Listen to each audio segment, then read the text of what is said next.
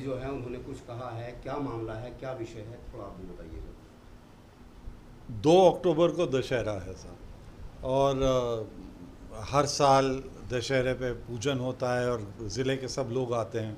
तो मैं तो गांव-गांव जाके लोगों को अपने पुराने जो हमारे संबंध हैं, मेरे पिता मेरे दादा विधायक रहे, तो अपने सभी बुज़ुर्गों को और साथियों को निमंत्रण देने जा रहा, गांव-गांव घूम रहा हूँ। हर साल ही घूमता हूँ उस समय। तो मैं देख नहीं पाया सर, आपको बताना पड़ेगा क्या कहा उन्होंने क्या नहीं कहा। आपने 65 करोड़ वाला जो बजट था उसको लेकर कुछ सवाल उठाए थे। उनका ये मानना है, वो जो कह रहे हैं आज जो प्रेस कॉन्फ्रेंस की है, कि आप टारगेट कर रहे हैं उन्हीं को, कहीं ना कहीं जुलाई 2023 में माननीय विधायिका सुची चौधरी जी का फेसबुक देखिए, उसमें उन्होंने स्वयं लिखा है कि उन्होंने मुख्यमंत्री जी को महाराज जी कहा है कि महाराज जी के द्वारा ये पैसा भेजा गया है। और उसमें उन्होंने जो पहला पॉइंट है उनकी फेसबुक में वो है कि रावली का जो बांध है, एफ्लक्स बांध जो है बैराज का, उसका रख रखाव के लिए पैसा आया है। जैसे आप जानते हैं वो बांध बिल्कुल कटने वाला था, भगवान की कृपा से ही बचे हैं। मैं बहुत बहुत बधाई देना चाहूँगा प्रशासन को और सारे विभाग और उन गांव वासियों को जिन्होंने दिन रात मिलकर, उन गरीब बेचारे बंगालियों ने जिन्होंने दिन रात एक करके और इसे रोक दिया, गंगा जी को रोक दिया। नहीं तो ये अगर बांध टूट जाता साहब तो पानी कहाँ तक आता है इसकी हम कल्पना कर सकते, कितना नाश होता है इसकी भी हम कल्पना नहीं कर सकते। तो इस वजह से ये प्रश्न उठाना कि आखिरकार सरकार के द्वारा, मुख्यमंत्री के द्वारा चिंता जताई गई थी, उन्होंने ये पैसा भेजा था। उन्होंने तो अभी कुछ दिन पहले ये भी आदेश दिए हैं कि इनकी निगरानी की जाए, जितने भी डैम हैं हमारे, जितने भी बांध हैं हमारे, इनकी निगरानी रखी जाए, कहीं ये कहीं टूट ना जाए। तो मुख्यमंत्री और सरकार सचेत है। प्रश्न ये है कि जो मुख्यमंत्री के आदेशों का क्रियान्वयन कर रहे हैं ज़मीन पर, ज़िले में, उन्होंने ये कार्य क्यों नहीं किया? बाढ़ नियंत्रण विभाग ने ये कार्य अभी तक क्यों नहीं किया? बैराज के जो रख रखाव का कार्य कर रहे हैं, ये उन्होंने कार्य क्यों नहीं किया? ये प्रश्न उनका है, मैंने तो किसी का नाम नहीं लिया। ये प्रश्न उनका है। कहाँ से हमें सूचना मिल रही है? माननीय विधायिका खुद अपनी फेसबुक पे लिख रही हैं। तो ये सवाल जवाब माननीय विधायिका दें, माननीय विधायिका दें ना ये सवाल जवाब। हमारे ज़िले के इस समय सबसे सीनियर विधायक अशोक राणा जी हैं। आप सब पत्रकार लोग हैं, बड़े सचेत हैं, सब राजनीति जानते हैं, समझते हैं। मैं आप सबसे एक चैलेंज से सवाल पूछता हूं और आप जवाब नहीं दे पाएंगे। अशोक राणा जी की पत्नी का नाम बताइए। 89 में विधायक बन गए थे, अशोक राणा जी की पत्नी का नाम क्या है? ये फैमिली की कोई दुकान या कारोबार नहीं है सर। जो होता है विधायक, काम उससे लिया जाता है, प्रश्न उससे पूछा जाता है, काम उसे करना पड़ता है, क्योंकि कोई केवल वो ही अधिकृत है विधानसभा के अंदर जाने के लिए, केवल वो ही अधिकृत है भारतीय जनता पार्टी की बैठक में अंदर आने के लिए। ये तो ज़िले की बैठक में आप वैसे घुसे जाएं बिना बुलाए तो वो अलग बात है, मगर प्रदेश कार्य समिति में आप परिवार का सदस्य एंट्री नहीं कर सकता। जो प्रदेश कार्य समिति का सदस्य होगा या विधायक होगा वो ही जाएगा। तो ना ये पार्टी की परंपरा है, ना ये सरकार की परंपरा है कि सारा परिवार बोलने लगे। तो आप ये कह रहे हैं कि विधायक पति को प्रेस कॉन्फ्रेंस नहीं करनी चाहिए? सबको करनी चाहिए, मगर वो आप खुद ही जवाब दे रहे हैं कि वो प्रेस कॉन्फ्रेंस इसलिए कर रहे हैं क्योंकि वो पति हैं।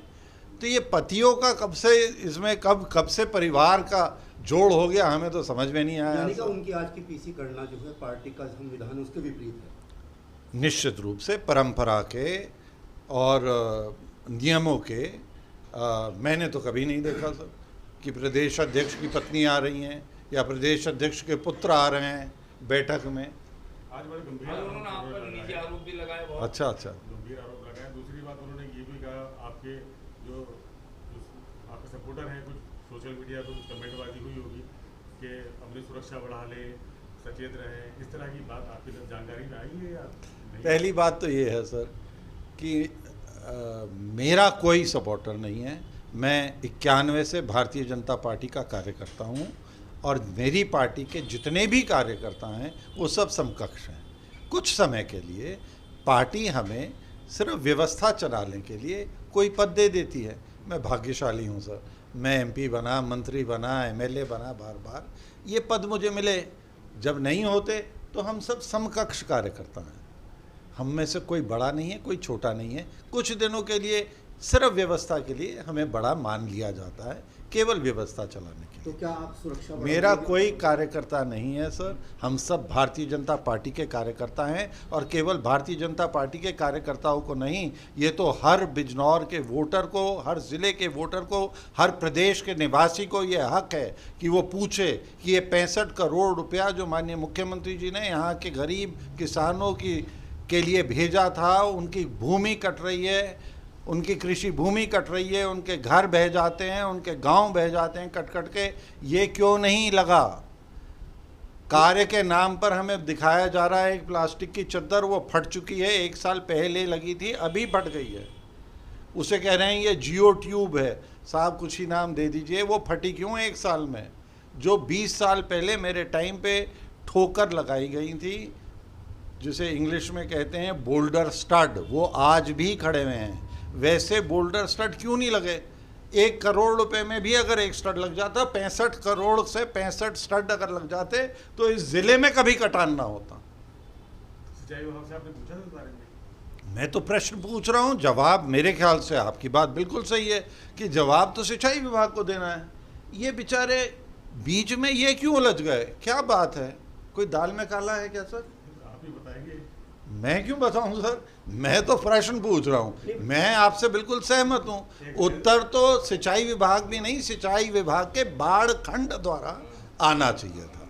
ये बाढ़ खंड का काम है, सिंचाई का नहीं है। ये तो सिंचाई विभाग के जो बाढ़ नियंत्रण का काम है, उसमें जो अधिकारी हैं, कुछ मुरादाबाद में बैठते हैं, कुछ धामपुर में जो यूनिट है वो मेरे ही द्वारा खुलवाया गया था जब मैं मंत्री था। ये उन्हें देना चाहिए जवाब।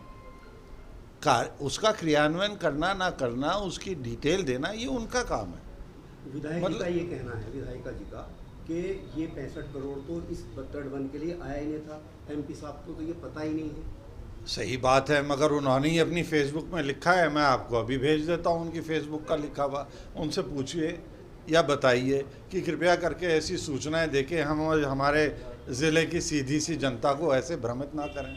अगर नहीं भेजा था और अगर ये काम नहीं था तो उसमें पहला बिंदु लाल लिखा, लाल स्याही से लिखा हुआ है, पहला बिंदु लाल इंक से है,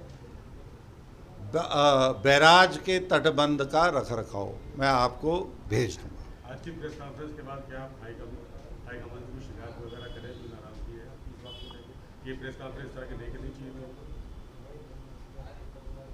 हमें काम से मतलब है। माननीय मुख्यमंत्री जी द्वारा जो एक भी पैसा भेजा जा रहा है वो जनता के काम में, जनता के सदुपयोग में, गरीबों के लिए लगे, क्योंकि उन्हें गरीबों की चिंता है। ऐसा ईमानदार प्रधानमंत्री और मुख्यमंत्री ना देश ने कभी देखा, ना कभी देख पाएगा। मुख्यमंत्री जी की बहन एक चाय का ढाबा चलाती हैं हाईवे पे उत्तराखंड में। प्रधानमंत्री जी की माँ जब आखिरी बार वोट डालने गई तो वो साइकिल रिक्शा से गई। ऐसे ईमानदार प्रधानमंत्री और ऐसे ईमानदार मुख्यमंत्री का काम, उनका दिया हुआ पैसा यहाँ ज़मीन पर ना पहुँच पाए, तो ये हम सब भारतीय जनता पार्टी के मतदाताओं की, वोटरों की और सारी जनता की जिम्मेदारी है कि हम इस पे शासन की और सरकार की नज़र डलवाएं। मैं निश्चित रूप से जांच की मांग ऊपर तक करूंगा और मुझे पूरा विश्वास है इस काम में जांच होगी। विधायक पति जी ने कुछ निजी हमले भी किए हैं आप पर, भगवा वस्त्र पर भी कहा है कि रावण की संज्ञा दी है आपको कि रावण भी पहनता था भगवा वस्त्र और वो जनता को बदलाने का काम करता था, तो इसके बारे में आप क्या कहेंगे? इस बारे में मैं तो साहब बहुत सालों से भगवा वस्त्र पहन रहा हूँ। एक बात है, ये कुर्ता पहन रहा हूँ। दूसरी बात ये है कि मैं समर्पित कार्यकर्ता हूँ। ये तो अभी आए हैं पार्टी में, 2017 के चुनाव में आए हैं। 2017 में जिन वजहों से ये आए गए वो पूरा गांव जेल में पड़ा रहा। आज भी इनसे चंदा वसूला जाता है वकीलों को पैसे देने के लिए। वकील कौन है ये भी सबको पता है। वो इस बात पे भी कह है रहे ना। थे कि- गांव वालों से पूछिए साहब, जो जेल में भी पड़े रहे 3 साल तक और चंदा भी जमा कर करके इन्हें देते रहे, इनकी बेल हो गई और गांव वाले अंदर ही पड़े रहे हैं जी। ये पेदा कांड से लाभ किसका हुआ ये सबको नजर आ रहा है। ये उनका ये भी कहना था प्रेस कॉन्फ्रेंस में, आप मुख्यमंत्री कार्यशैली पर आप सवाल उठा रहे हैं। मुख्यमंत्री ये की कार्यशैली पे तो कोई मूर्ख ही सवाल उठाएगा, और मेरे जैसा समर्पित कार्यकर्ता जिसने, उन्होंने बिल्कुल सही बात कही, जिसने अपना रंग भी पार्टी के आज से नहीं इतने सालों से एक ही रंग का कुर्ता पहन रहा हूँ, जब ऐसे व्यक्ति पे ये प्रश्न उठा रहे हैं तो मैं इनका ऐसे लोगों का जवाब देना भी उचित नहीं समझता। और जो अन्य बातें उन्होंने कही हैं कि अपनी सिक्योरिटी बढ़ा लो, ऐसी धमकी देना मेरी पार्टी की ना परंपरा है, ना मेरी पार्टी की नीति है, ना मेरी पार्टी का संस्कार है। इन्हें फिर से सोचना चाहिए, शायद ये गलत पार्टी में आ गए। अगर ऐसी भाषा का इस्तेमाल करना था तो और बहुत अन्य दल हैं, हमारी पार्टी को तो क्षमा करें। इंदौर सीट से दावेदार हैं अगली बार चुनाव में? ये तय हाईकमान करेगा। हमारा काम अपनी पार्टी की नीति रीति नीचे तक पहुंचाना है। पार्टी के द्वारा भेजा गया जो धन है वो घर घर तक पहुंच पाए, जन जन तक पहुंच पाए, इसकी चिंता हम निरंतर करते रहेंगे। दावेदारों की लिस्ट में आपका नाम होगा या नहीं? ये भी पार्टी तय करेगी। दावेदार चाहे जितने बन जाए सर, टिकट किसे मिलेगा ये हाईकमान तय करता है। सेंट्रल पार्लियामेंट्री बोर्ड तय करता है जो कि दिल्ली में बैठता है। उसका कोई लेना देना इन गरीबों से नहीं है। कृपया करके अपना ध्यान जब यहाँ घूमें तो यहाँ पर लगाइए, इनकी समस्याओं पर लगाइए। ये जो पैसा 65 करोड़ गायब हुआ है इसका जवाब दें, इसका जवाब लें, सब मिलके इस पर काम करें। क्यों नहीं लगा? कभी कहते हैं पैसा वापस हो गया, घर आई लक्ष्मी क्यों लौटी? सरकार से पैसा लेना इतना कठिन है, ये आपने आधे से ज़्यादा धन क्यों लौटने दिया? क्यों नहीं अन्य प्रोजेक्ट हुए थे तभी सैंक्शन जो थे वो पूरे क्यों नहीं किए गए? ये वापस क्यों लौटा? ये चिंताएं क्यों नहीं, हम इन पर क्यों नहीं चर्चा कर आप रहे? जांच की मांग करेंगे? निश्चित रूप से कर रहा हूँ और इस पे ऊपर तक जाके करेंगे और करवाएंगे और दोषियों को दंडित करवाएंगे। कल मंत्री जी आ रहे हैं। कौन से मंत्री? स्वतंत्र देव। हाँ, निश्चित रूप से उनसे भी कहेंगे और मैं आपको विश्वास दिला रहा हूँ कि जांच होगी।